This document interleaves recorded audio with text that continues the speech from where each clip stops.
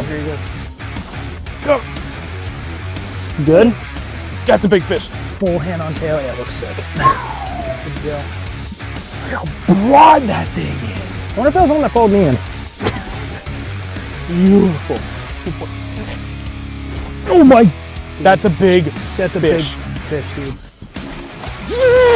Limp. That's what I've been waiting for all day. That's over 6. Felt that bite.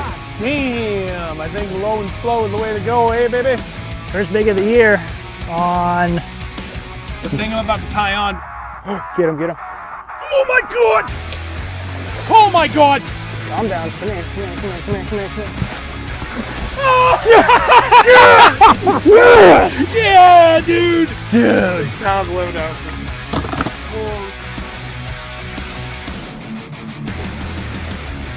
Oh my god, please get the net. Please, please, please, please get the net. I got you, buddy. Oh my god. I got you. That was the weirdest bite ever. Oop. That was a good one? Yep. Sure, feels like it. Sure is. I can't turn her head, bud. Holy sh! What the? Is that another 6? Could be. The second giant of the day, proving that point. Oh my god! Oh my god! Yes! Big baits, big fish. There we go. 5 pounds, 6 ounces. Beauty! Let's go. Got him. Get in here, you.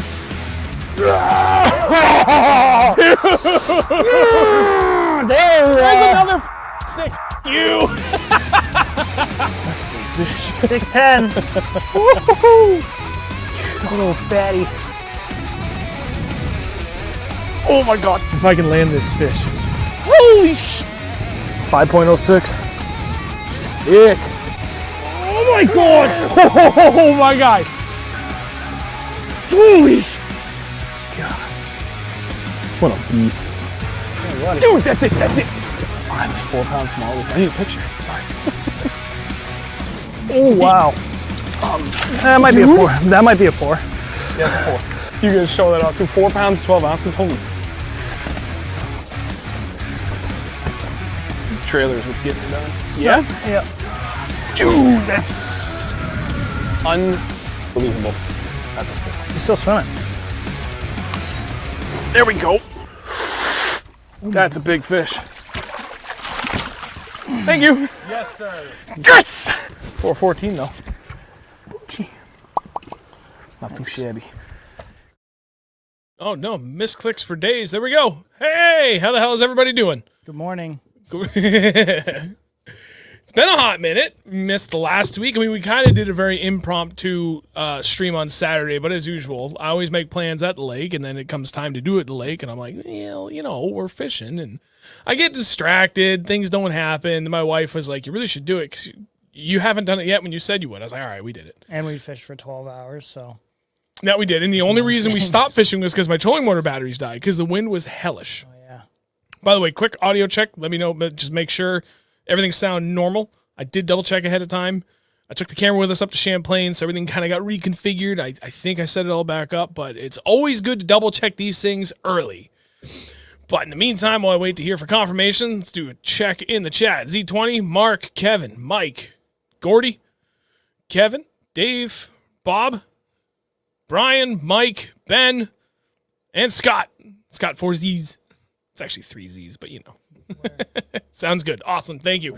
Kevin, I'm going to get back to you on that for the June 4th weekend. Unfortunately, actually will not work because we have to go up and run some pre-fishing and scouting for a tournament on June 10th. I screwed that up, but we'll make it work. And honestly, it'd probably be better that we go the weekend after. Look at MD's comment. Sucks you guys still have to work. Have you considered investing in MD is my hero. That was good. That was good. Glad you guys remember that. It was awesome. You know how good that felt? Anyway. So we had a great weekend. Oh, hey, Dan. And DJ, Anthony, again, MD, Kevin, everybody. Mike. Did I get Mike? Mike. So we are. A couple things. One, we're going to talk a lot about Lake Champlain because it was a hell of a weekend. It was 4 days. We did a lot of different things from last year because timing was a little different, but it was good.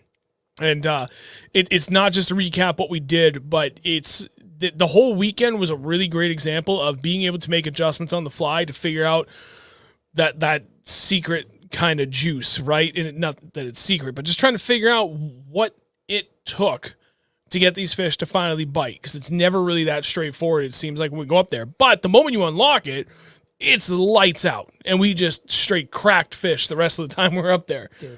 But it took a little while to unlock that. So that's really why I want to do that, because there's a lot of lessons to be learned from that. So it's more about that than it's just like, hey guys, we fished Lake Champlain. This is great. Let's talk about it. So that's going to be a big part of the plan for tonight, and then we'll make some time for some other stuff as well. I did not push that light back. I'm going to have to fix that. That's going to bother me. Anywho, I think it's good. It's a little bright. It's like right on top of me. It is. I'll fix it. 3 feet from your face. It's like, hi. I will say, I think the funniest highlight of the whole weekend was Saturday. We knew the wind was going to be bad. It was glass in the morning, and it was supposed to turn out of the northwest, 15 to 20 with gusts to 35. And where we were fishing up in North Hero, like there's a good amount of open water there, so we knew it was going to get pretty rowdy.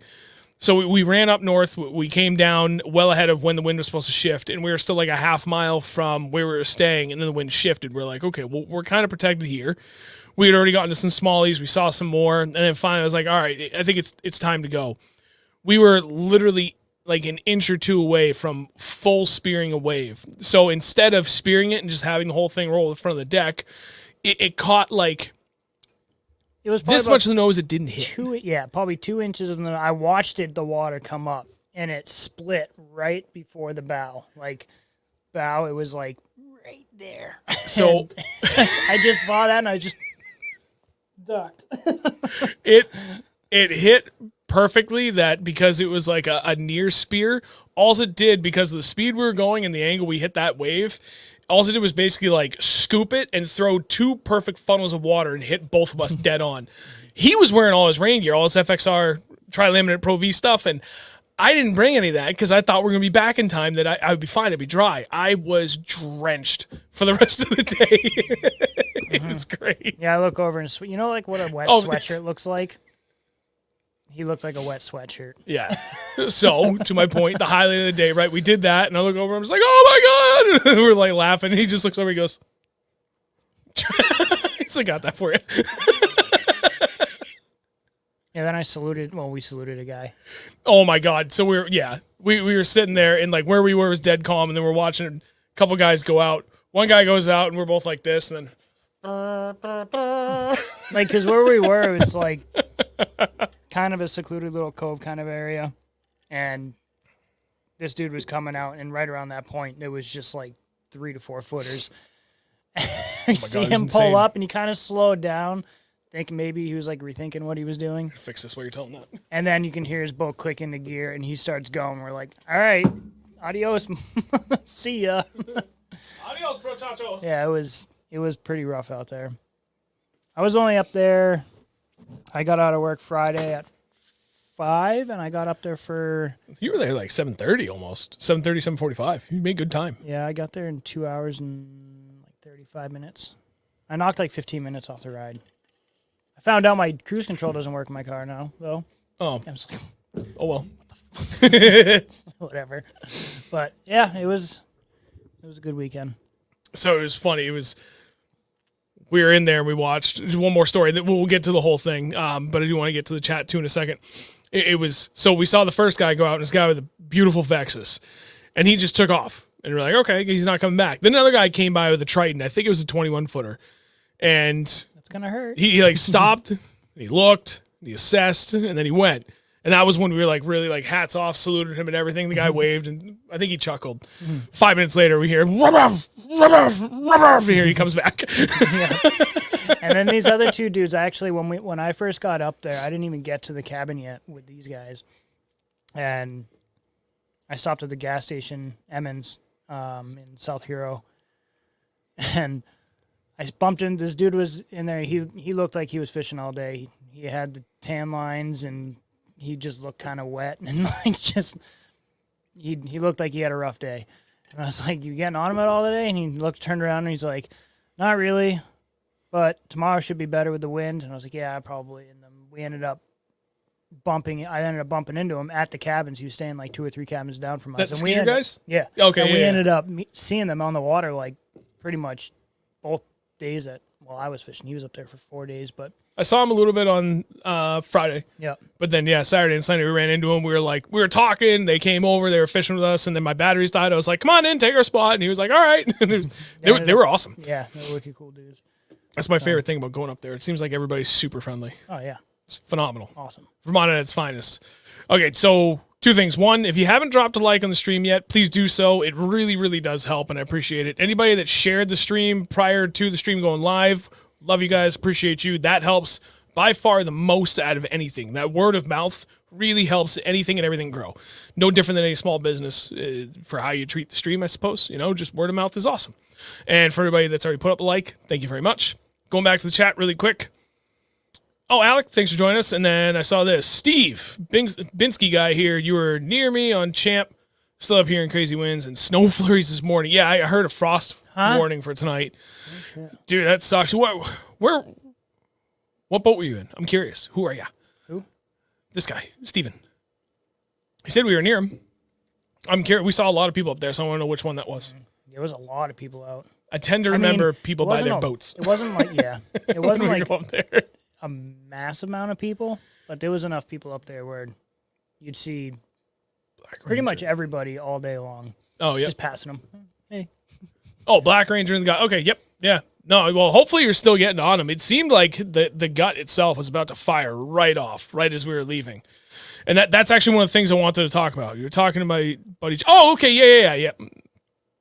I'm talking to your buddy Joe in the Skeeter. Joe, that's who we were just talking about. Oh, yeah. Oh, hey, David, Donk Swampy. Thank you for joining, both of you. Fishing mode. Check engine light on sometimes doesn't work with light on. Interesting. What? Wait, what? I don't know. I missed Check that. engine light on sometimes doesn't work. No, it's not. David told. New Hampshire Brownie Factory was a shit show with that north wind on Saturday. I can't imagine what Champ was. Honestly, it was kind of like what Newfound gets with a straight, like, stiff northwest wind. It wasn't horrible. It was bad enough. But it wasn't, like, horrible. We could have run in it, but it just didn't want to get the shit beat out of us all day. No, and that it was one of those. We got lucky, and the east side, the inland sea side of South Hero to North Hero, like, we ended up finding him. Well, we'll get to that. We'll go sequentially here, day by day.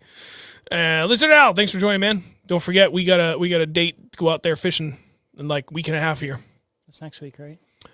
No, this weekend is Tim and his friend. And then the weekend after is Al, and the weekend after that we scout for Plunder Bay. Weekend after that is Plunder Bay. Weekend after that is Kevin. Oh my god! But we'll be up in Maine for that weekend, middle of June. Actually, I think Travis Rocket's gonna meet us up there too. What the hell are we up there for? Where you went with Kristen? Oh yeah. Ooh, that lake's cool. Yeah, so I'm looking forward to that. Chris, how was your day? Wait, how was your day? How was your day up to make sure they were praying? Did you catch any good sized bass when you were there? Oh, dude, absolutely. It was phenomenal. So let's do. I know, Eric, I still owe you a trip. We'll get it done. Oh, yeah, I can look at the screen. There you go. Okay, so total recap on the trip. So Thursday, we actually went to a different lake in Vermont, hoping for last second pre-spawn bite. Did not work out. We left at 11. From there, went to Ticonderoga. Ticonderoga was pretty good. I think we caught 8 bass there. And I think we caught we caught 4 at the first spot. And I was with Passan from Sherpa Swimbaits. We had him on the stream several months ago at this point. There you go. Mm-hmm. Wicked awesome dude. Loved fishing with him the 2 days he was up there. So he caught one good one, about like 2.5 pounds, goodish, maybe 2.5 to 3, I forget. On Thursday, I caught 3 rats. It sucked. It wasn't happening. They were just starting to fan beds. Went to Ticonderoga. We had 20 pounds in our first 6 fish. Like, out of 5 of the first 6 fish we caught, of the first 6 fish, was good enough for 20 pounds even, which is pretty awesome. So right off the bat, we got into good quality. And then we left them biting. We went all the way up to Grand Isle. We stayed with our friends. We got out there for like an hour and a half, and it just really wasn't happening. But it was a long day at that point. At that point, I think I'd put, what was that, 230 miles total to get from my house to First Lake to the next lake. It was 2 hours and 45 minutes to the first lake, and from there was another 2 hours up to where we were staying. So it was a lot of driving, and it made for a good day. But what we did find was Ticonderoga area at that point, again, Thursday last week. It was still definitely pre-spawn. Water was way up. Everything was flooded. I know friends were there the weekend before. It's only, 4 days before I was there. And everybody was up cruising shallow relating to timber. Guys were cracking them on trees. We couldn't get a bite inside the trees to save our life, but if you came out 10 feet, different story. Waxed them in that short period of time we were up there. I think we were only there for like 2 hours, actually, on spinnerbait and jackhammer. And then I actually ended up also catching the biggest pike of my life, which I don't know how long it was, other than friggin' long. And I don't know how heavy it was, but our best guess was about 10 pounds. I didn't even want to try and weigh it or measure it. I was just, you know what? I'm happy with this. I'm going to let her go. Really nice, healthy fish. It was a hell of a fight, and I just wanted to make sure she was taken care of. So just let her go. But I do kind of regret not trying to at least get length estimation on her, which I could have easily done. Which one? That pike. That you hooked when I was with you? No. The one I caught, I sent you a picture of. Oh, yeah, that thing was huge. Oh, yeah. I know it was over 40. Giant. Yeah, dude, it had to have been over 40. I think it was close to 44 was our best guesstimation. Christ. Dude, it was amazing. I want to go pike fishing now. It was amazing. It was one of those, like, I was so happy. Beyond happy. Like, I'd burn in the jackhammer, and I just stopped, and I set the hook. And immediately I'm like, this is a different class of whatever this is. And I got 3 cranks in it, and I'm like, is that a pike? Yep, that's a pike. Did you get in tie? Yeah. That's sick. It was, we were fishing just outside the Lachute River, or stream, whatever it is, that feeds into Lake Champlain. And it was crazy. You could see, like, the perfect mixing of that gin clear water out of the Lachute into that muddier water of Lake Champlain down there. And she was right on, like, almost all those fish were right on that transition. Yep. And she was right there on the outside of the grass mats. There's, like, I think it's actually supposed to be like a land mass, but the water is so high, the whole thing was submerged. You can just see the tops of the grass. But if you look on Google Maps, like, it's an actual, like, little island. Huh. And she was on the outside of that, like, 3 feet, and just smoked it. I kind of want to get a rod specifically just for pike. You want to get line specifically just for pike? Line, well. I did lose a jackhammer to a pike and a spinnerbait. But, yeah. I would like to just go get some of those big, huge, like, flashy, feathery lures, like this big, and just go toss them for giant pike and muskie up there. That'd be sick. I got something to catch you a pike. By the way, I got something new.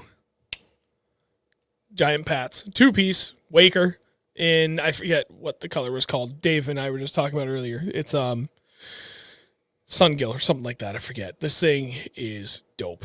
Yeah, it's cool. It's a lot bigger than I thought it was going to be. Yeah, dude, it's huge. It was one of, like, the snack ones again. No, and I don't have the other one because it's in my truck currently in a case, so I don't have the other for comparison. But, like, that's a solid bait. A little girthy. It's about 1 inch thick and 7 inches long, I think. 7, yeah, probably 7. Just a hair over. I have a picture on it on the ruler. It was kind of hard to see around it because, it's so rounded on the nose. But that's the latest and greatest. And I did have to work pretty hard to get this one. Mm-hmm. If we didn't stay out an hour later than we intended to on Sunday, I wouldn't have this. That literally the last fish, I said 2 o'clock, the latest Sunday, we had to be on the road. So I could be home for Mother's Day to do dinner and everything. And at 1:45, I think it was, I caught the fish that won me this. Made me very happy. Beauty. I was 4 so pounds, out 7 of ounce it up Molly. there. I was just throwing back 4-pounders like they were nothing. Dude. Like, literally. Like, we got it. We got on him. It was good. Going back to the chat really quick. Trying to look. Fishing mode. Last time I was there, the pike were smoking my buzzbait. It was like bass pike. Yeah, it's when you get into an area with them, it's like pickerel, but way more fun. Well, I only got bit by one pike. That was actually pretty funny.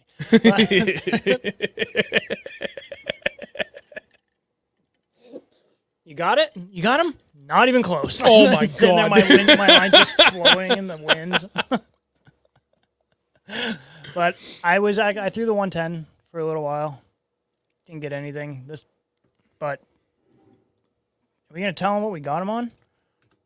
Oh yeah. Straight up. Oh yeah, we're gonna tell Like- him everything. Maybe. I called it too. What? Well, yeah, I told Brian. I work with Brian Visco. If you guys know Brian, he's a great dude. Oh yeah, we can tell him that, but we won't tell him exactly how we were doing it. No. But We'll keep that to ourselves, only because I have a tournament up there later you guys this still year. need to learn by yourselves too. There's only so much we can say. But I texted Brian on, I think it was Friday on my way up. And I was like, A-Rig is going to be the ticket this weekend. I guarantee it. And he's like, yeah. I get up there, and I see he had already brought the A-Rigs. I'm like, yes, dude. Sweet. What was it, second cast with that thing? And I lost that big one. Giant. I legitimately, I am 100%. I saw it, too. We thought it was a tench. because it was that goddamn Big big. tench. It was a smallmouth. I honest to God want to say it was bumping state record territory. No. It was, Dude, it was huge. Are you kidding me? All the other ones that were floating around there were like 4.5 to 5 pounders, and that one was like way bigger. We thought it was a tench because it was so big. Not only was it big, it was tall and it was fat. And we chased it with a trolling motor for a second, and we finally got right over the top of her, and we were both like, "Holy fuck, that's a smallmouth." That's the biggest smallmouth I've ever seen. Like, the thing was huge. And then I hooked into one that was probably I don't even know how big it was. Honest to God, it was it was 5+. Yeah. I got a good look at her when she jumped, So did I. and I went back And I and had a watched the good look video as the too. A-rig flying out of her mouth too when she jumped.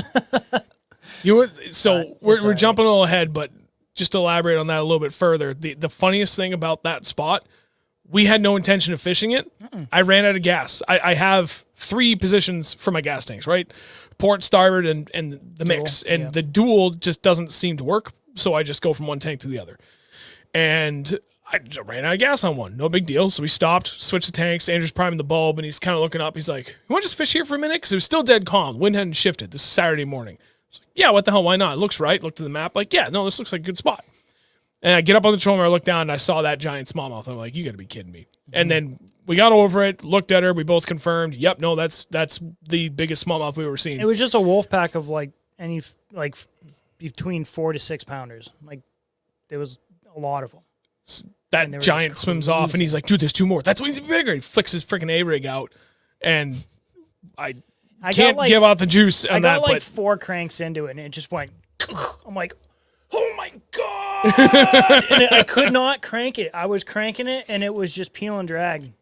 I couldn't do anything. And my drag, if you guys know me, how I fish, my drag is locked on almost everything. oh yeah, And if I need to give him some, I'll click the button and thumb it out. But yeah, I couldn't do anything. It came up, jumped, spit. My best guess is that it bit a dummy, and one of the reel hooks got it on the side of the face or something when it came up, spit, because I watched it spit the bait out of its mouth, and then the rest of the A-rig came flying back at me. But yeah, and they were in a very bite kind of mood.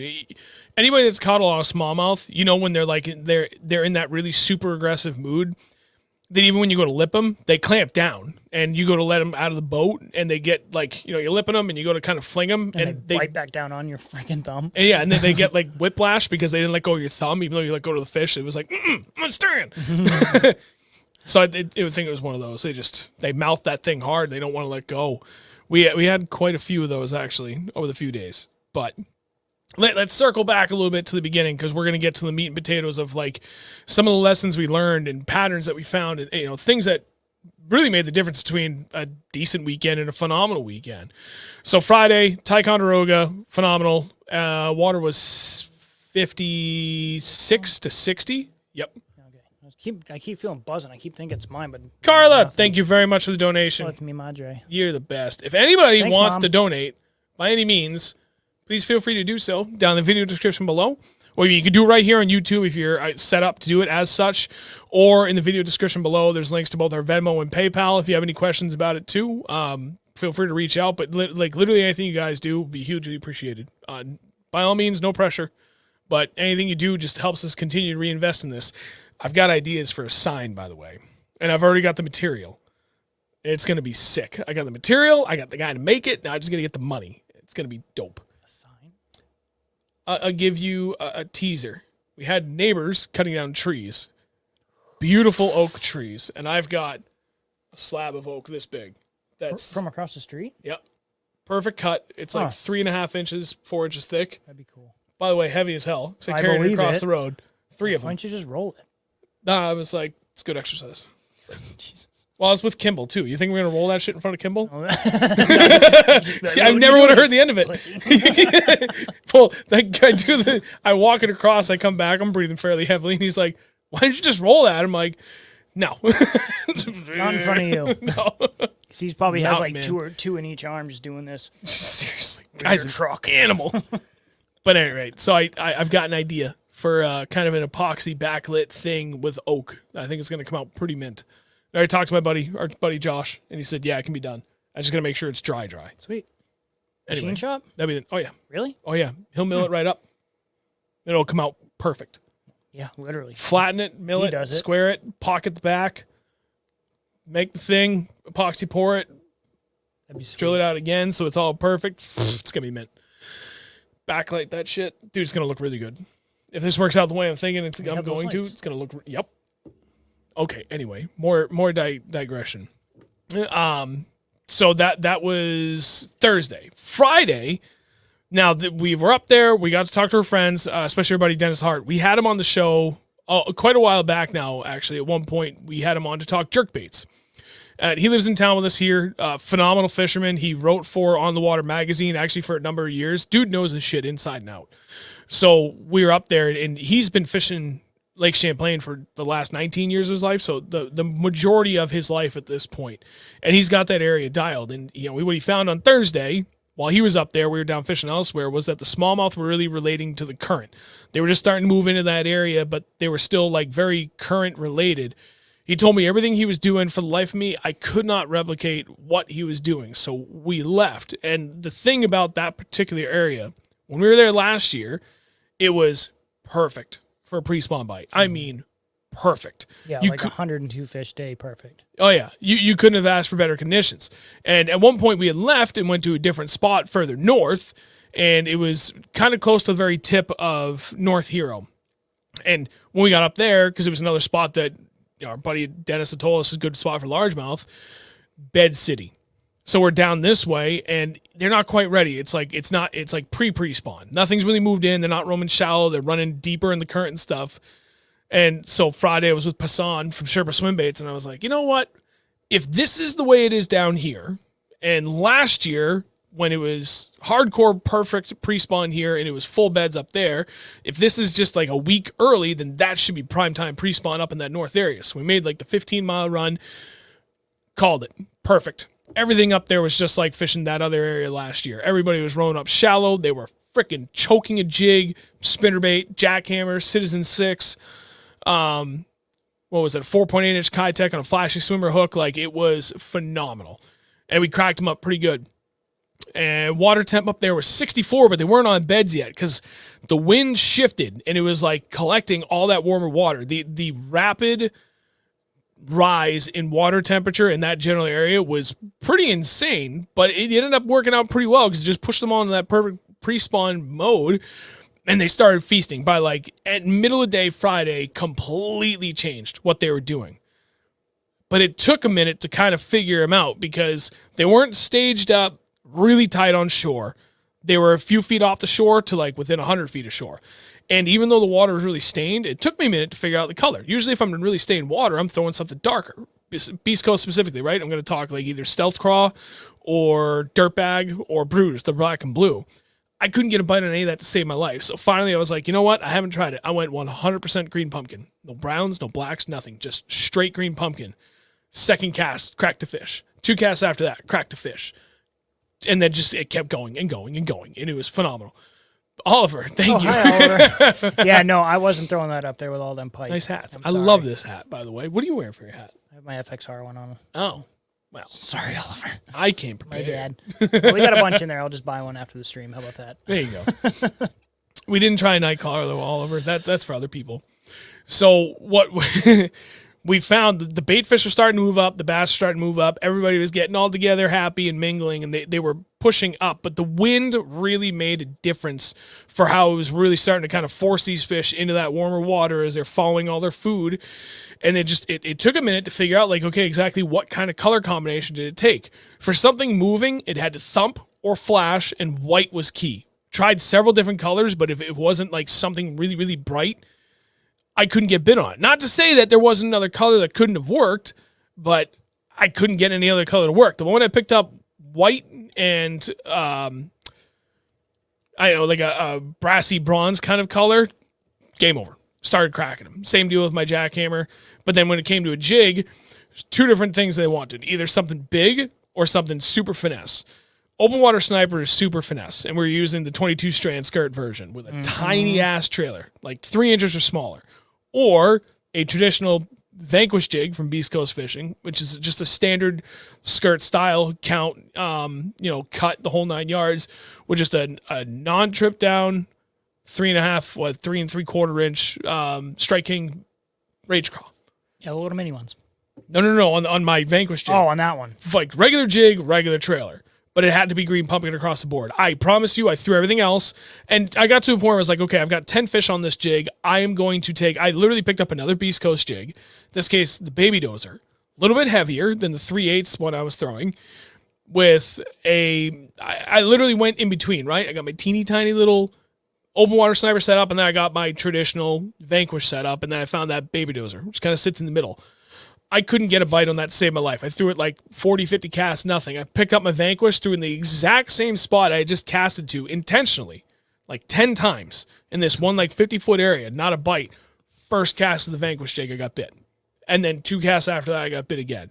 So they were really locked in on very key sizes and colors. It was really, really interesting to see that. Dumb bass bycatch.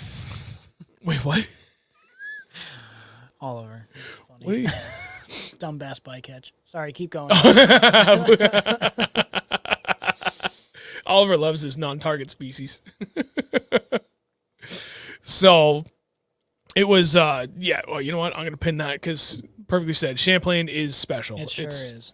It's honestly my favorite place to be in the whole when world. you drive across that bridge from need to mainland to South Hero, and you're driving in between the south and north end of the lake, you're just looking both ways, and you see the mountains everywhere.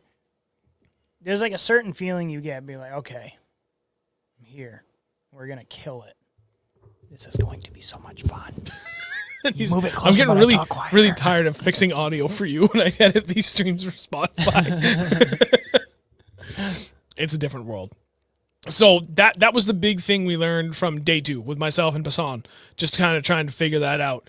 But once we did, again, it came down to color and size. And then after that, it really didn't seem to matter what you did for cadence until days 3 and 4. A totally different story. But we'll get to that a little bit further because now Andrew can really elaborate on that. In the meantime, back to the chat for a hot minute. What do I see? Ryan, hey. All the Water's a great channel, South Jersey. Oh, there it is. Evan, you throw any Sherpa baits? Pasang made some awesome baits. So I brought mine. I didn't dare throw it because the amount of pike up there are insane, and I'm literally wearing a sweatshirt. It's an expensive bait. I love it to death. I love what it does, and I did not want to risk losing it, so I didn't throw it. However, he came up with his, and he threw the hell out of his. What? I'm getting one. We got baits. I gave him a new cranking battery for his boat, and he's giving me a bait and something else. I forget what it was. Figure it out. Whatever. I don't know. Oh, yeah, I forgot. I know what you're talking about, but I can't remember the specific. But I remember that conversation. Because he had no use for it. He's like, I'll just give it to you. Okay. Cool. So, dude, he was seriously friggin' awesome human being to hang out with. Loved every minute of fishing with that dude. I'm looking forward to fishing with him again. Mm-hmm. Yeah, he stayed with us. Yep. He wasn't even supposed to stay the night that I showed up. But then me and him ended up sharing a room because there's 2 twin beds in there.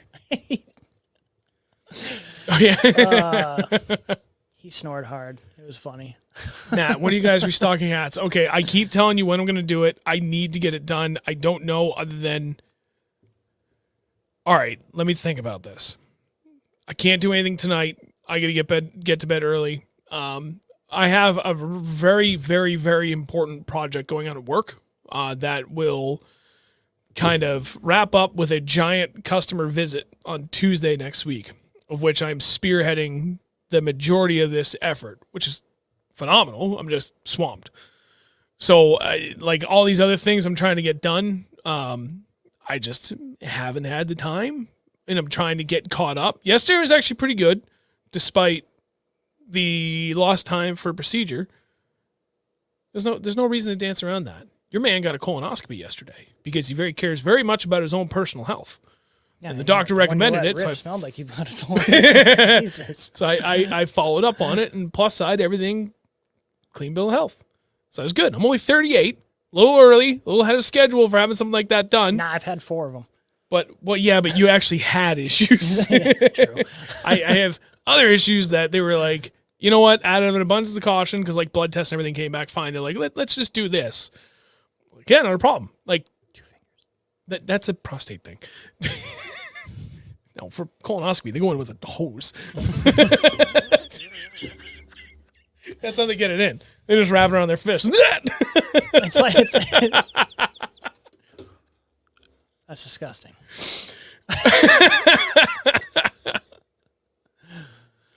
So I did the first 3. I just went in for fun. Yeah, he just. Jason. Andrew's a willing participant. Oliver. Yeah, we put the beds just together, awkward. so we had a bigger bed than Sean. They did. No, you know what? I was thinking about it. I was like, you know what? There's no point in not talking about that for a brief moment, because that shit's weird in the sense of like going through that process. But, dude, take care of yourself, people. Doctor says you should do something. Follow through with it. Follow through with it, because you just never know. And thankfully for me, everything, like, nothing bad to report. Everything's good. I'm clear for the next 10 years, and that's a good little worry off the back. But anyway, back to Matt here. I'm going to do my best to have hats and T-shirts restocked for this weekend. That is my goal. If I can, I will get it done tomorrow night after I'm done and out of work. Pending this report thing I have is done, we'll be good to go. And then we'll see how it goes. We shall see how it goes. 3D fishing. Oh, yeah. So the first comment was, I love that lake so much. It's so cool to be able to catch 20-pound largemouth and 20-pound smallmouth bag in the same day. Mm-hmm.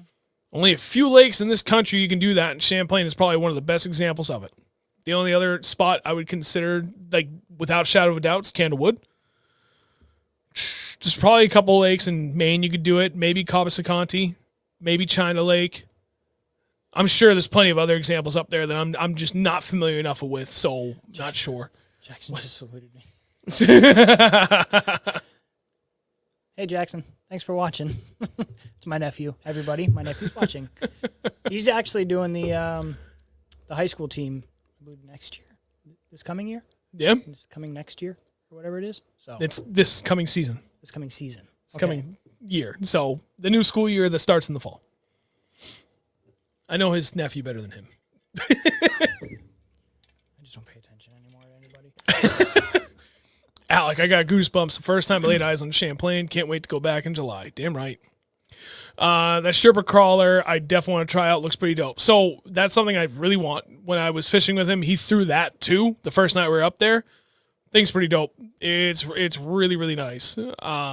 I will say I also really like the Defiant crawler that we got, though. More on that soon.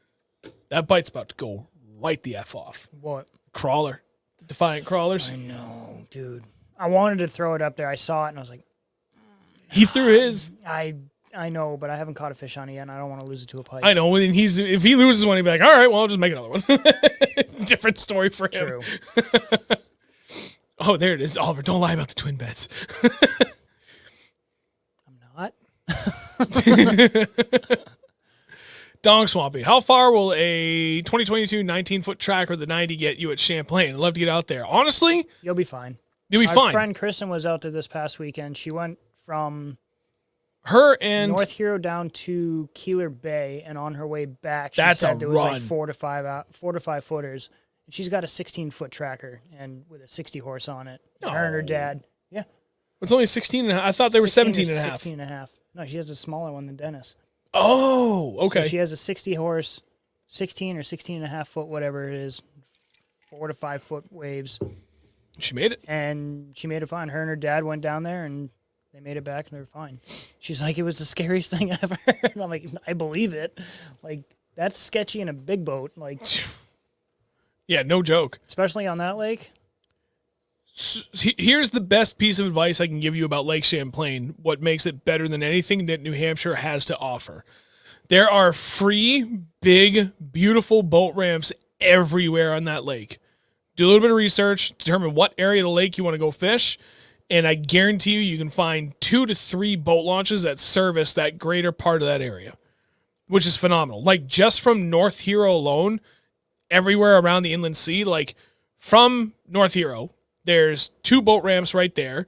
You go just up and over on the other side of that next causeway, or, well, yeah, just over the bridge. There's another free boat ramp up there. If you go up the very east side of the inland sea, so north of Burlington, I think there's 5 or 6 boat ramps all along that way before you get to the very top of Missisquoi Bay, where there's yet another free boat ramp. Like, dude, wherever you want to go, there is a free boat ramp that will service, I don't know, 10 miles of lake before you get to the next free boat ramp. So, like, you still have to worry about wind. That doesn't go away. But you don't have to run really, really far on that lake either. There's free boat ramps frigging everywhere on that lake. So your boat will be more than fine out there. Oh, here we go, Mike. How did your friendship, partnership, etc. come to be? Your turn. I've talked a lot. Well, I was skateboarding at the skateboarding park, and he was bicycling at the skateboarding park. I don't know. We've always known each other, and we had a mutual friend, Josh, who he used to fish all the time, and I would go out with him in Josh's dad's boat. And then one day, Sean came down to the park with the boat, or Sean called Josh, and I was with Josh at the skate park. And he's like, I'm going to go fishing with Sean. And I was like, ooh, I want to go. And he's like, hey, can Andrew come? He's like, yeah, fuck yeah. And then he's like, yeah, let's go. So we went, and I remember exactly where we went. We went to, where's that place? Greenfield, not. Sunset? No. On the left, on the corner. There's a corner there on the left. What the hell? In Greenfield? Yeah, or right before Greenfield. What the hell is the name? On the left. Zephyr. Oh, yeah. Wait, really? Yeah. Oh, Jesus, dude. We haven't been there since then. I know. I haven't fished that lake in a long time. And then we started fishing together all the time with the 3 of us. And then Josh kind of got busy with whatever, life. And then me and Sean just started fishing together alone, just the 2 of us. And then every Sunday, it was like, pretty much every Sunday since then, except for when I went to the Navy. And then we picked back up where we were, and then we started fishing more and more and more and more, and now we're here. Yep. Pretty much. That's pretty much the history of us. Yep. And then I started the channel years ago, and then one day I was like, you want to help? He was like, yep. Okay. That was the end of the conversation. And now that's us. Yeah. Dog Swampy. I've done terrible things to bass with a Sherpa crawler while night fishing. Yeah, dude, the number of fish and the size of the fish I've seen people catch on that is just stupid. Yeah, Oliver had a good idea, putting steel leader on there. Or titanium. Titanium actually be better because it's probably thinner and stronger. I don't think he was responding to this, but I'm curious. Oliver, why do you think so many guys believe line size affects bites so much when I've noticed very little difference even in clear water? Man, I was throwing jerkbaits on 15-pound, straight 15-pound fluoro, and they didn't give a shit. We just beat the piss out of a bunch of smallmouth up there in some of the cleanest water we've ever seen on straight 15-pound fluoro. They didn't give a shit. Nope. Doesn't have to be light line. I don't know. I think it's... I think it comes to very specific... situations. That word. Yes. Situations. Circumstances. And I've never really thought I needed to put like 5 or 6 pound line on. Yep. Maybe up in the St. Lawrence, just because of current and the way that the line sinks and moves a lot in the current. But other than that, I've never really had an issue. Jordan, what would you recommend to focus on for structure and depth this time of the year on northern Champlain? Great question. Perfect time for us to roll into talking about day 3, Saturday, when Andrew is there for the whole day. In the meantime, hello, Bass. Hey, buddy. Thanks for joining us. Let me answer a few more questions before I go back to yours, Jordan, because then it's going to go into like a long segue of day 3 and really a much better lesson on what it took to make the right adjustments to make the most out of that day. But Mike asked, what are you guys fishing for tournaments this year? Okay. June 10th, Plunger Bay Open. Something in July for Merrimack Valley Bass Anglers, but I can't remember what tournament that was. There's another one in August with them. Merrimack Valley? Yep. And then after that, July 29th, yours truly, and it's official. I've booked a room. I've signed up for the tournament. I am fishing the MLF BFL one-day tournament, July 29th on Lake Champlain out of Plattsburgh. Signed up as a boater. Going to give it a go. After that, I know there's another MVBA, Merrimack Valley Bass Anglers tournament in August I would like to do, and I think that's Webster Lake up in Franklin, New Hampshire. Again? Yes. Be a little bit different conditions last time, but I think it's going to be good. So we have, and then... Dude, I caught so many big fish that day. I'm trying to think. We did. I don't recall what's available for September for opportunities, but then October 1st, I think. There's the Mike McNamara Smallmouth Open for the New Hampshire Bass Federation. Is that on Winnie? Yep. I want to do that. Smallies only, right? Smallmouth Open only. That could be fun. We're going to do it. I just hate that lake. Yeah, but that time of the year, dude, it's not bad at all. There's no boat traffic. Everybody's gone. When is it? October? October. First weekend of October. I think it's October 1st, actually. Then the weekend after that, we have That could be a lot of fun, actually. The Berkshire Bass Fall Classic. We're going to try and sneak in a tournament with Ben's Tackle Shack. There was one sometime later in the year that I can't recall what it was. There was one that I saw that I really wanted to do. I'm not doing Kobog again at the end of the year. I'm not doing that again. Berkshire, I'm going to have to come up that Friday night again. You guys what? Come up Friday night after work. That's fine. I'll be working too. Yeah. We don't or we need can to just meet up pre-fish. after and then go up. Whatever. Drive up. Wait. No. No, because you're working and then you can I'm just working go. too anyway. So I'll pack the truck by the time you get there. You'll have all your stuff too. We'll just load it and go. Come back Sunday night. Okay. Be mint. So anyway, that's our plans for everything related to tournaments. Scott, really pressured lake, maybe lighter line. Yes, that I would 110% agree with. Oh, hey, Dean. Thanks for joining. Jerry, what's up, you cold northern friends? You better turn up the heat. Yeah, it's going to be... coming up. I forgot about that. It's going to be chilly. Wait, DJ, you're not doing the 8th? The 8th of what? What's the 8th? 7th and 8th of October. Isn't that what I just talked about? Berkshire Bass Open? I don't know. The one we've done the last 2 years in a row? I'll be there for that, if that's what you're talking about, DJ. Ooh, Chris, we've talked about this a number of times. How come you guys don't fish the Connecticut River bass? We do. Not that often, but we do. We've been there. Jesus, I think I've been there 8 times.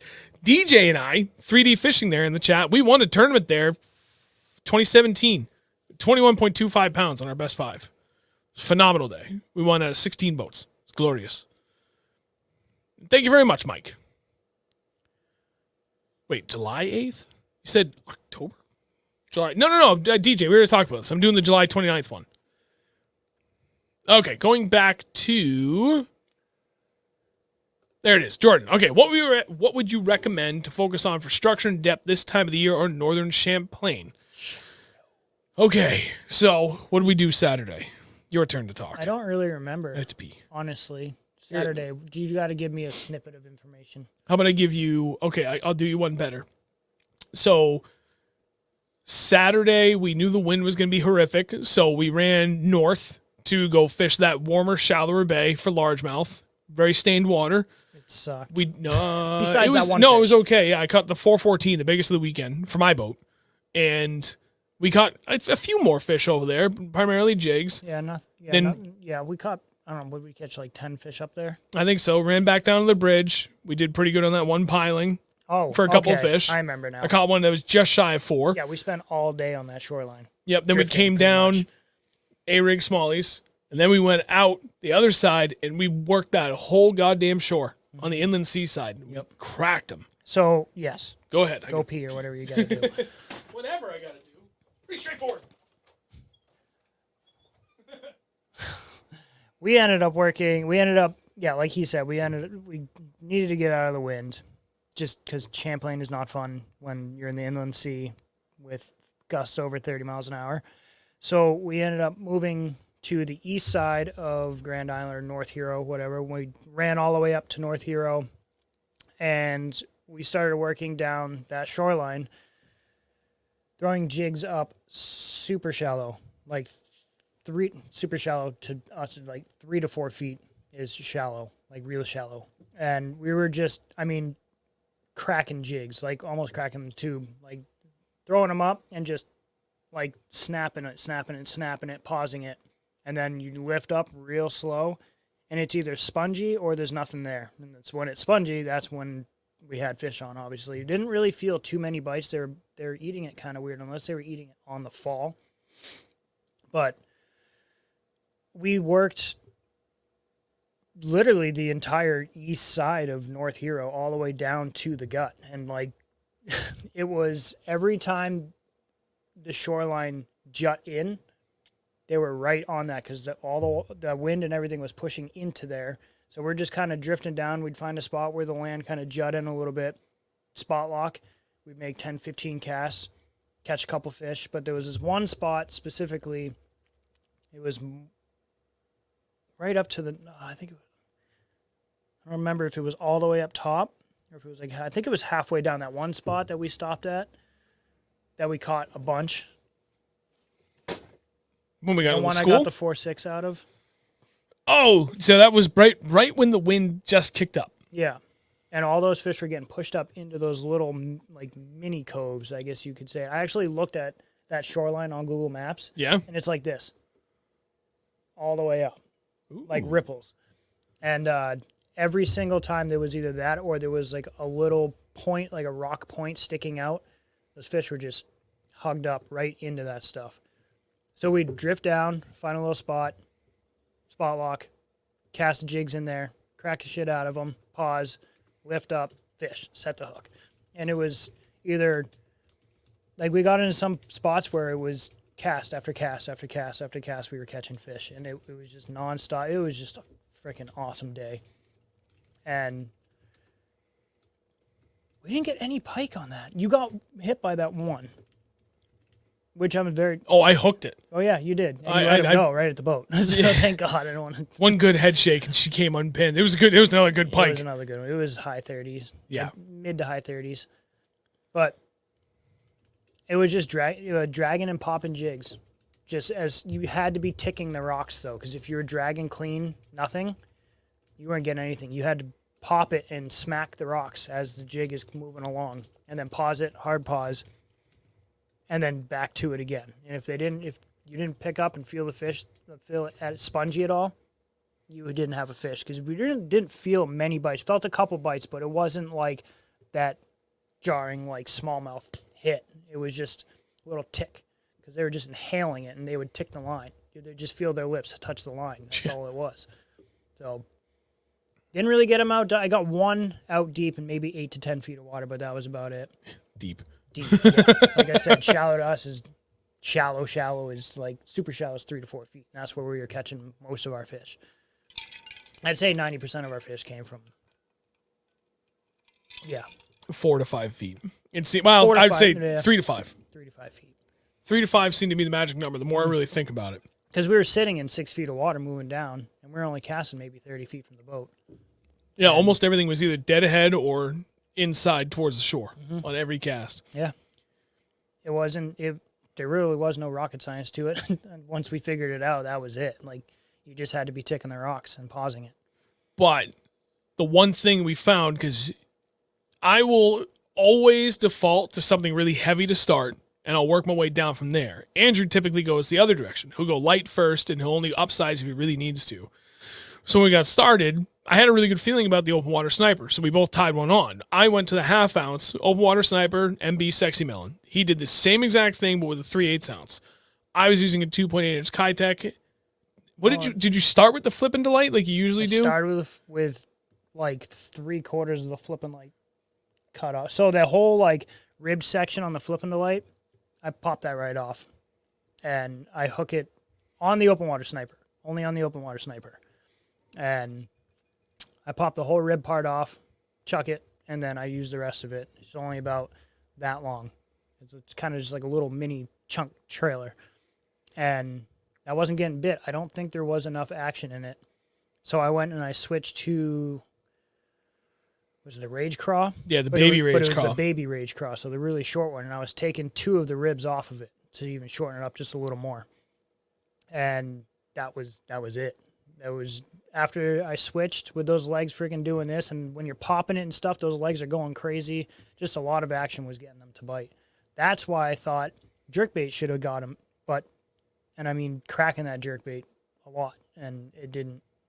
They didn't want anything to do with it. No, we just couldn't seem to figure out what it would take to get them to eat that. It seemed like they were just primarily feeding down for us. Yeah.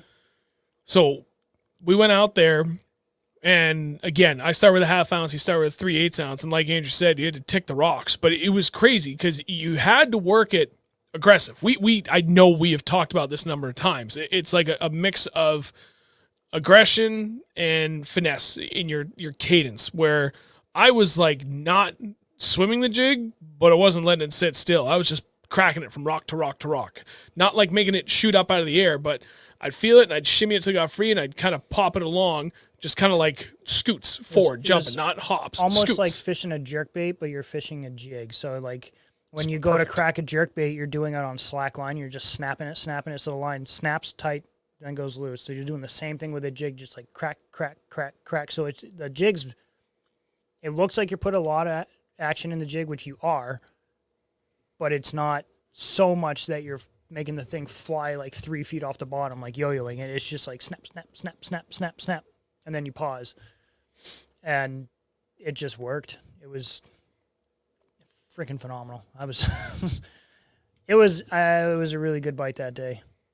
Oh, we got so many good fish too. Like we were averaging, I don't know, I'd say 2 3/4 to 3.5 pounds almost every fish. The average size we got into up there was absolutely stupid. In a really good way. Mallets. What are you looking at mallets for? No. I'm looking at this. I saw a question from Jerry, and I'm trying to find an answer for him. Oh, tournaments in June up there? For like a worthwhile open tournament for him in June.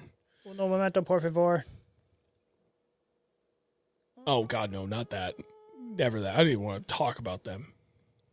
That would be an open, though. That's the crux of the matter. Well, you get to go to Winnie. I mean, there's a lot of club tournaments going on, Jerry. I'm trying to find, like, New Hampshire Bass Nation does not have one. Neither does New Hampshire, the Bass Federation of New Hampshire. Those are the 2 big ones that'll look, because you still got to pay like a member fee, but anybody can jump in at any time. That's pretty cheap. I mean, you could technically jump into any club you want, just pay the club fee to join it. That's pretty cheap. Jerry, if I were you, I would go to search NH tournaments, NH bass fishing tournaments. It'll take you to the New Hampshire Fish and Game website. It's like wildlife.state.nh.us/fishing/tournament schedule. And it will show you literally every single scheduled tournament inside New Hampshire. Body of water, the date, the club, the number of boats that the max permits for, the whole 9 yards. Oh, Mountain Road Trading Post, Pawtuckaway Lake, 60 boats. I think that's that kayak open. It is. Mountain Road Trading Post is Yaks. Damn. That would have been a fun tournament to do. I love Pawtuckaway. We've had a really good run there lately. So I get short and skinny of everything Andrew said, or to reiterate, shallow right now. Like they're moving up. When we went out there Saturday, everything's warmer. The wind is working into our favor. It was starting to kind of collect all that warmer water and focus it and crash it up against the shore. And water temp out there was 56. But I know my friend Dennis went out there Thursday, and it was, I think he said 48. So just in 2 days, that surface temp jumped 8 degrees, which is phenomenal. And then we had kind of a cold front move through Saturday into Sunday. It dropped to 54. Those fish were still in the exact same areas and depths. Excuse me. So it was, they're all pushing up shallow. Like right now up there, that whole general area, you could probably still get some out deep, but I know that definitively the areas we were fishing, we covered a ton of water up there. They're pushed up shallow, and it's phenomenal. Anytime you can get into that good mix of sand into the riprap, which is kind of hard up there, but if you can find those good transition areas, that's where we really found the bulk of our success. Okay. Go ahead and grab that. So, seriously, what would you guys do if all your confidence baits just haven't been working for a while from a bunch of different jigs, cranks, swim baits, blade baits? You've worked those baits a bunch of different ways. I need to know what your water temp is. Let's start there. And I want to know what the weather was leading up to that. Like, what has it been for the last 2 weeks? Have you already gone through the spawn down there? Like, are you into the early phases of post-spawn action? Because I can tell you right now, I hate the first 2 weeks of post-spawn when they've just moved off beds. There's something about that very narrow window that kicks my ass every time, every year. And I hate it. They're in a weird funk. At least in all the kettle ponds, we typically tend to fish. We try and time it thinking that we're going to get there like 3 or 4 weeks after the post-spawn, and the last like 3 or 4 years, we've missed it. At least for 1 week. Like consecutively the last 4 years, I think at this point. We think like, oh yeah, dude, it's going to be done. It's going to be great over there. We go there, we're like, what the fuck is going on? This place sucks. I just don't want to play, man. So, thinking about this confidence bait thing. I mean, I am pretty confident with almost everything that I throw. Yeah. Like, no joke. Literally everything. If I have it tied on, I have confidence that it's going to catch fish eventually. So, going through the rotation of baits is just another day on the water, really. We'll figure them out eventually. It's just you got to find out what they're doing, where they are. What? Can you just...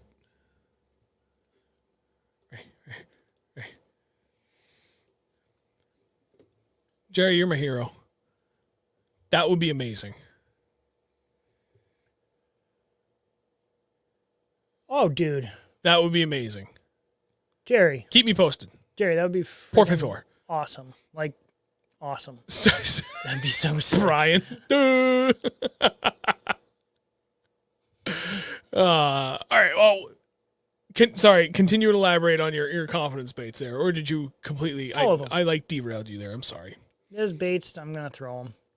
And that's why it's fun to try new baits, because you throw so many of the same baits over and over and over and over and over, and they always work.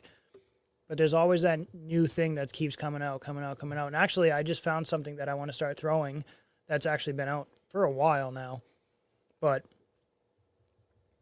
what did Brian say? He didn't say right. I don't know what it said. Oh, yeah! Oh, there it is. I don't know what it was. It's just you got to figure out what they're eating. If they're with smallmouth, well, we always say, are they feeding up or feeding down? And once you find out one of them, what they're doing, we got a bait to throw for it. So I do like MD's comment. You can eat filet mignon every day of your life. Sometimes you just want a hot dog, and that's absolutely true. So going back to Jersey or Hot Pocket, going back to that, we've had that situation happen, and more often than not, when I get into that situation where it's like, okay, like they just don't want any of my go-to confidence baits, which tends to be jig or something moving, spinnerbait, jackhammer, whatever. More often than not, the first thing I'm going to reach for is something finesse I have never tried before. I'm going to just try either like some funky-ass drop shot setup, or I will throw some weird-ass bait on a ball jig and try like swimming it, or like a really stupid Ned rig kind of setup. Like I will pick something dumb. Like a Gancraft 303. Then we've literally had that too, where there's days like that where it's like, well, literally what we say every time is like, well, if I'm not going to get bit, I'm going to not get bit doing something cool. Mm-hmm. And we'll just sling big baits the rest of the day. Mm-hmm. And just sometimes you get into, unfortunately, a weird pattern of events weather-wise with really just piss poor timing for that, usually right around this time of the year right now, right? When you're either like that weird pre-spawn or post-spawn window, but we've got these currently wild shifts in weather that just nothing makes sense because the fish are completely thrown off for what the water temps are. And that's more often than not why I just tend to reach for something super finesse, because that almost always gets it done in those cases. Then there's just some days where it does not matter what you do. They're just not having it, period. Yeah. They're just done. They're done with you and everybody and everything. Yeah, they're just like, where's the grass? I'm gonna go sleep. Yeah.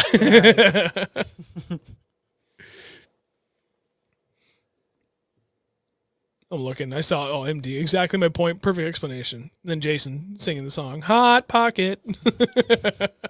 Oh, I did have a Hot Pocket when we were up there because we stopped at the store and I wanted to get snacks. So I got the M&M ice cream sandwiches. And then I got, what was it? You got ice cream sandwiches. You got Hot Pockets. What was the Hot Pocket, though? It was chicken bacon ranch. Yeah, chicken. It was actually pretty good. I'm not going to lie. It was like a really shitty Purdue. But it was really good. Jordan, you're very, very welcome, man. We appreciate you watching the stream, too.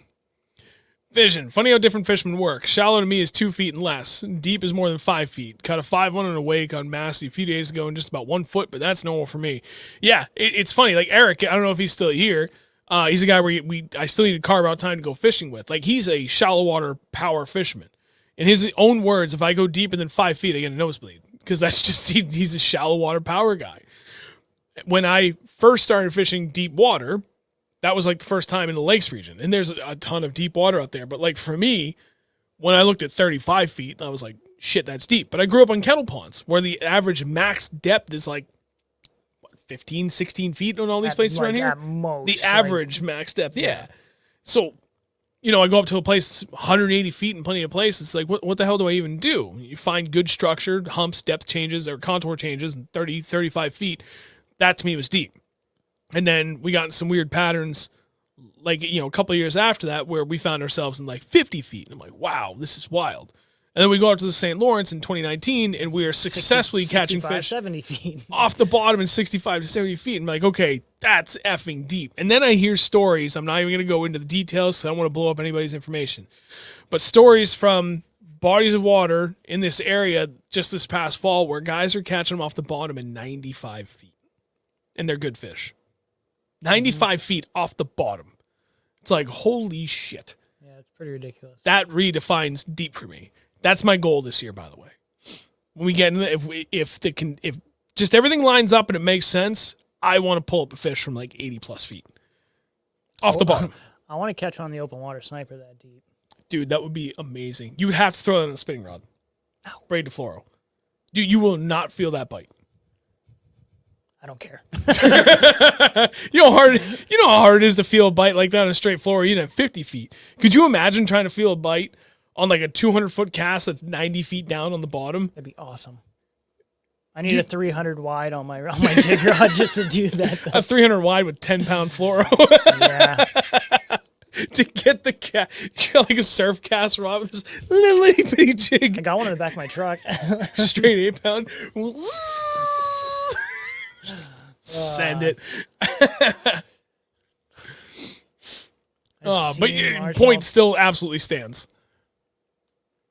I'm getting down there. Oh wait, here, you Donk would have Swamp. to visit 100%. Its eyes are probably bulging out of its head though.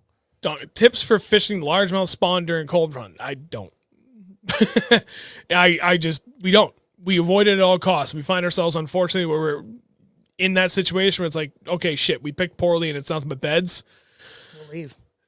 Yeah, more often than not, we leave. We go to a different place and we try and find post-spawn conditions. I just don't want to fish beds. Nothing against fishing beds. It's just I'd rather go try and get the fish to bite instead of throwing a jig or some sort of soft plastic on the bed and wait for it to bite. It's like, I don't find it that fun. There's no challenge. It's just waiting to piss it off enough where it's going to engulf it. Oh yeah, this is social media hero season, by the way. What do you mean? What's that mean? When you got all these guys that don't do shit most of the rest of the year, but all of a sudden they're posting up bigs and like, oh my God, I effing killed it lately. And it's like, buddy, we know you got that off of bed. Quit pretending. But, these are the kind of clowns that they don't tell you that. Nest molester. And Chester the nest molester. That's funny. It's 100% fact. And I'll probably ruffle some feathers when I say that. But God, if it ain't the truth, I don't know what to tell you. There's just some people, they can't handle the fact that they can't catch them good other than when they're spawning. And they pretend like, they're catching giants and they know what they're doing during the spawn. It's like getting into realty. It's pretty easy. Yes. Nailed it. Okay, so real answer, like if you're stuck, say tournament situation, and that's what you're faced with, dude, I'm gonna dangle a drop shot that whole time, and I'm gonna downsize hard. I'm gonna go really lightweight, like 1/8 ounce, and I'm gonna do like a 12-ish inch tag, and I'm gonna do like a 3-inch teeny tiny bait. There's something about that gets them fired up. For the few times we've done bed fishing, I mean, we used to do it a lot till we learned. And I haven't done it in a while, but that was always something that worked well. We did it a lot until we started catching them on bare hooks. And we're like, this isn't fun. I did it again last weekend when I took my kids out. My 10 and 6-year-old. We went out, found them all stacked on beds. I'm like, you know what? This is great for my kids. So I just threw it on the bed and I handed the rod to them and let them fight it in. Dude, I had the most fun I've had in a long time watching those kids, their faces, and especially my youngest 6-year-old. Get the net! Get the net! No, yeah, that video was awesome. I had so much fun watching them do that. It was the coolest thing. So for like that perspective, totally worth it. But I pitched it in with a drop shot, missed him, and fish was gone.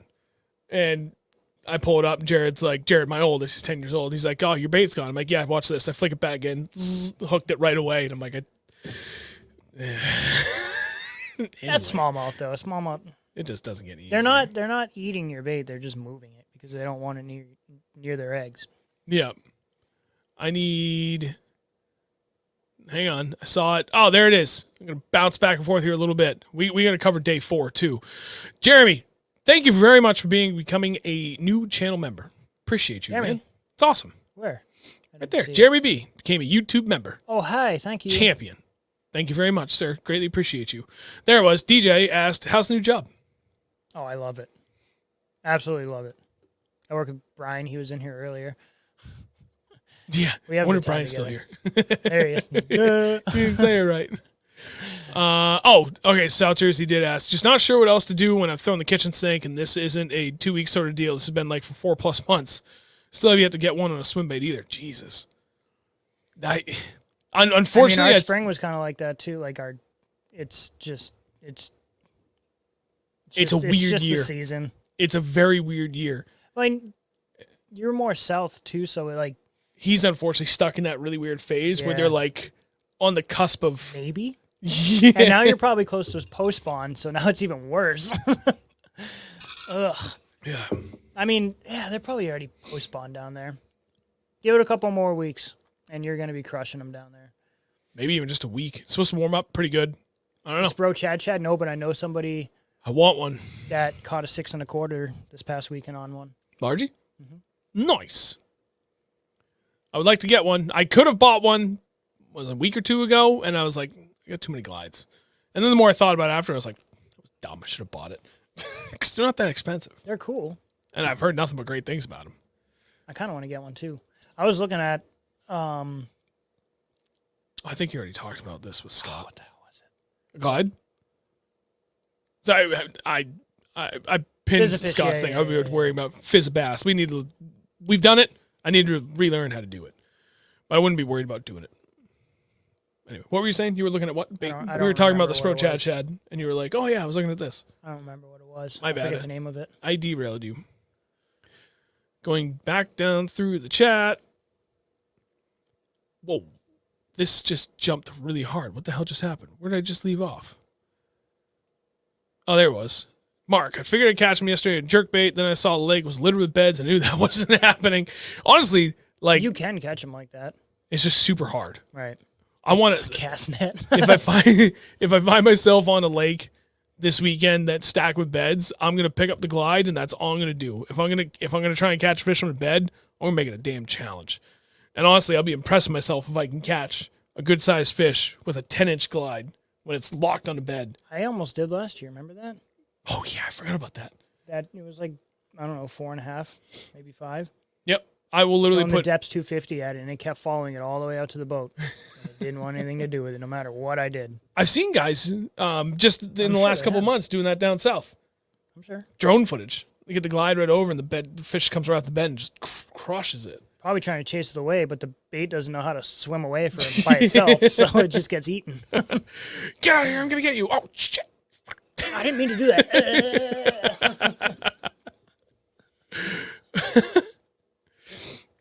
Jeremy, you're welcome. Thanks for the kind words in your email the other day. You're very, very welcome.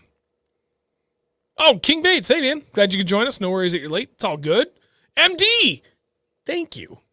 Finally. Trash talking that real estate mogul to being a YouTube member. You must be in real estate. Because you made a wise investment. Now you can afford to be. Yeah, right. We're terrible. We're absolutely deplorable human beings. That's all right. I did see that Ben's Tackle Shack has him. I might give him a call and be like, you know what? What the hell? I want one. I know. I know. I'm well aware. Oh, wait. Sorry. So that was for South Jersey, which he's responding to. That's right. MD, you were a pond hopper before, and he's upgraded. Yeah, man. Okay, so day 4. Honestly, so we I'm trying to think. What was the... Oh, it was what, mid-70s? Mostly sunny on Saturday? Pretty much purely sunny. It was nice Saturday. And then Sunday it dropped to low 60s, so a decent temp drop. It was really cold at night, though. We woke up. Dude, I went to the slider to the cabin, looked out at the lake, and it was white caps. And I was like... Then you opened the door, stuck your face out, closed it. You looked at me, you're like, it's gross out there. I said that? I don't remember that. You just, it's gross out there. It wasn't pleasant. No, far from it. That first hour or so sucked. And we even got kind of a late start. So it dropped down to, I think, 40 overnight. So it was pretty chilly. We didn't turn the heat on in the cabin because I didn't even bother to look at the weather. I didn't even bother bringing blankets because I didn't know. Or that's my bad. I forgot to tell him he needed his toiletries and bedding and everything. Well, I stopped at the store on the way up because I didn't have body wash. So I grabbed a new bottle of body wash at the gas station. And I get to the house and I'm looking. I walk in, throw myself on the bed. I'm like, there's no blankets. Yeah, I'll figure it out later. Come back in later. I need a shower. There's no towels. I got an extra pair of pants. I'll use that. Denim actually dries you off pretty quick. And then he ended up having an extra blanket, which was sweet. And then I took one of the couch pillows and I wrapped my sweatshirt around it. Oh, that actually must have worked out really good. It was actually pretty comfy. I didn't fall asleep till 2 a.m. because of the song snoring. Oh, yeah. But it is okay. It is perfectly fine. The song, I'm so sorry. I did see, I don't know if you're still here. I saw your comment earlier. I want to find it. I saw it. We were bouncing around a conversation. I meant to circle back to it and I totally forgot because I got buried. There it is. Sherpa. You two are hammers. Thanks again for bringing me up. You're very, very welcome. Dude, Andrew says you're snoring like a champ. But apparently so do I. Venus, by the way. Dude. Under the influence conversations. Oh my God. All right. So anyway, day 4, we, even despite the wind shift direction just a little bit, picked up a little bit more. It was more consistent and much cooler. I mean, the overnight low again, I think it was like 40 up there, and it only got up to like 62 or 63, and the wind just kept blowing. It was partly, I would say, mostly sunny for the day. We ended up finding the small at the same spot. So we went to one specific spot, couldn't get anything done early in the morning, working around that current, trying to get like around current breaks and stuff, nothing. So we went back out to the inland sea side of North Hero, South Hero, worked that same stretch, and it seemed like they literally moved out 20 feet further from the bank. We were fishing that same line, nothing. I turned, fired out at a slightly different angle, and boom, caught a fish. And we just shifted the boat like 20 or 30 feet and replicated that success all the way back down that same stretch, just a little bit further from the bank. And doing the same damn thing, same exact jig. And at this point, I have a jig. It's still in my boat. I'm adding this to the wall of fame. But I'm going to cut it off as soon as I get home tonight because I forgot. You have to check my Instagram post if you haven't seen it. That we like ground the back of the head off. We worked these jigs so hard, we did not lose them. And then at one point, I hooked a good fish, and it came unbuttoned. I checked my hook. It still felt sharp. Like the hook point wasn't rolled. The barb was still good, the whole 9 yards. So I was like, okay, just a fluke thing. Okay. Well, then like the second or third fish after, I lost another one. So I was like, shit, okay. I don't have a picture of it. I forgot I took that picture of that kid fishing out there. Oh, there you go. On the Skeeter or the Ranger? I think that's the Skeeter. Well, you figured it out. That's a Skeeter. Oh, We okay. gotta figure out who those dudes are. Oh, I'll go back through the chat and I can message that guy because he was commenting from his Facebook page. Perfect. So I gotta I'll edit message that him. picture and send it to him. Okay. Think, Sean. Think. Right. So we went back to the other side, of the west side, and we were just swinging for the fences because I really wanted to win this bait, and I really felt confident. I was like, if I get one more like good 4-pounder, I can do this. And I hooked and lost another really good smallmouth. And I didn't even really think about it until I hooked and lost like a definitive 4+. I'm pretty sure she was 4+. Oh, the one at the boat? Yep, right at the boat. And he was like, do I get the net? I'm like, nah, yeah, I can't decide. While I'm sitting there wishing, well, if he had just got it, or if I just said, yeah, please get the net, we would have landed it. But I was sitting there wishy-washy about it, like, do I flip it? Do I net it? One good head shake, she was gone. And I looked at him, I was like, all right, you know what? I'm going to change the jig. This thing has been phenomenal. We caught a lot of fish, didn't lose it, which was incredible for fishing it for a day and a half at Champlain, not lose that one insane. jig. I tied another one on, and thank God I did, because I think it was like 5 casts later, I stuck my biggest smallmouth of the trip at 4 pounds, 7 ounces. Not giant by any means, but very, very good smallmouth.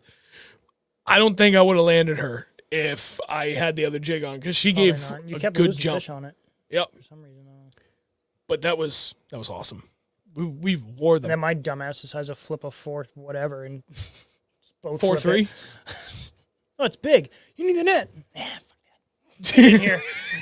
Gets in the net, in the boat. Oh yeah, yeah, maybe. Maybe I should have had the net on that one. Every time. But Sunday we ended up doing the same damn thing. Like that, just heavier head, half-ounce head, getting around the locks, kind of like power skip it along, little pause, like 2 to 3 seconds max. Repeat, little pause, bonk. They truck it every time. So it's phenomenal. Absolutely phenomenal weekend. I can't say enough good things about that entire experience. Yeah, the weather was good. Didn't get any rain. Sunday was cold to start. But what are you going to do? Fishing conditions no Go matter slay what. smallies, that's what you do. Go slay smallies, that's what you do. Yeah. I like this remark. It was funny because the one spot we were fishing and we were largy, smallie. Largy, smallie. It was like it was shut off and then streaky. turn on and then mingle. Yep. Very, very streaky. Last year, it was like... Every other cast was a largy or a smallie, and they were all like 3 pretty much. 4 pounds. Yeah, and then this year, it was like they weren't mixed in quite like that. Like Andrew just said, it was very streaky. A lot of smallmouth, a lot of largemouth, a lot of smallmouth, a lot of largemouth. It just kept cycling back and forth. It wasn't that really mixed in like we found last year, but totally different conditions, so it makes sense. This confident mark, I 100% feel you on this. Every time I see a house for sale in Lake Champlain while I'm fishing, I look it up online, and I'm immediately smacked back in reality when I see the price. You are not wrong on that, sir. That's for damn sure. If you're like 20 miles from the lake, you should be fine.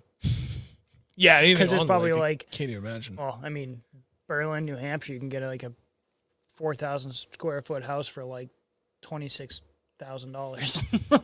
The one thing that I still like kind of kicked myself in the ass about was 2019, first time we went up to the St. Lawrence River. We stayed at an Airbnb. We were like the 4th or 5th people to ever stay in it. It was new that season. And it was a nice 2-bedroom cottage, completely renovated. Small kitchen, but like small bathroom, small shower. Other than that, place is beautiful. It's great. And we were talking, like by the 3rd day we were there of our 8 or 9 day trip, there was a gentleman that lived in one of the other cottages. And he came over talking, wicked nice guy, big bass fisherman. And at one point he was like, this place is for sale, right? I was like, no, I didn't know that. And he's like, yeah, it's a pretty good deal. They just completely renovated it. They want $79,000 for it. And I was like, well, I'm kind of tempted. That's like, I mean, then the only thing that really sucked was it's a 7.5 hour drive from my house. Otherwise, like, that's a no brainer, right? Like in between 2 major boat ramps on Lake Ontario, not so close to the shore that you gotta like be really nervous about your house if the wind picks up the wrong way during flooding. This? The very first place we stayed at. Oh, I love that place. With the hot tub? Yep. And the fire pit? Yep. $79,000 for that place. And then the next time I looked at it, it jumped to like $150 or something like that. That place they were was just waiting and they just kept awesome. jacking up the price. It was stupid. That place was perfect. The first I could year live there all year long. Oh, I could live there for the rest of my life. It was awesome. When we went, we stayed there again. Airbnb. It was $50 a night, like total. After all the fees and taxes, the whole 9 yards, cleaning fees, $50 a night. Not like per person, total. It was dirt cheap. It was awesome. We went and looked at it to go back the next year. It jumped to $300 a night. I was so pissed. That place was the coolest little house. Like, you walk in, and it's just this main room. On the right, there was a master bedroom. And on the left, there was a little hallway to the other bedroom that I was staying in with a bathroom. And then the front porch. And right off the front porch was a fire pit. And then there was a hot tub, but the hot tub it wasn't working. No. Fortunately. Oh, man. I love that place. All right. We can end it on this because I'm not sure it's going to get better. Man. I'd be happy with a fishing shack somewhere near Champlain. And if my wife hated going there, even better. Jesus, dude. Tell me you've been married a long time without telling me you've been married a long time. I love you, Mark. That's great. That's awesome. Good for you. So, all right. If we had to do one, quick total recap of Champlain. Go there. Perfect. That's all you got to know. Just go there and go fishing. You're going to have a great time. There's so many different ways Just to be careful of catch the fish up wind. there. Make sure you, God damn it, pay attention to the wind. That place will kill you before you can blink. And that's not joking. No, that's like we had flat, glass conditions. And the wind was supposed to change within that, half hour. That half hour. And I look out, and you can literally see the wind just twirling and then just blow straight south. And we're like, uh-oh, we got to go. And by the time, a 5-minute run, there was four footers. I would say less than 5 minutes. It was 30 seconds to, between 30 seconds and, 2 minutes. That area. This is how fast it switched. I've never seen a lake turn that ugly that fast. That was insane. That wind must have came rolling up over the top of that mountain full force, the full 35 mile an hour gusts, and stayed sustained at that for the first few minutes. Because I've never seen such a big area go from dead flat calm to 3 to 4 footers in blink of an eye. That shit's scary. I'd say it was a minute. For the love of God, get multiple weather apps and check it before you make any decisions to go up there. Just play it super safe. Know where your boat ramps are. You'll be good. Otherwise, man, I cannot highly recommend. I can't recommend that lake enough. It's a totally different experience.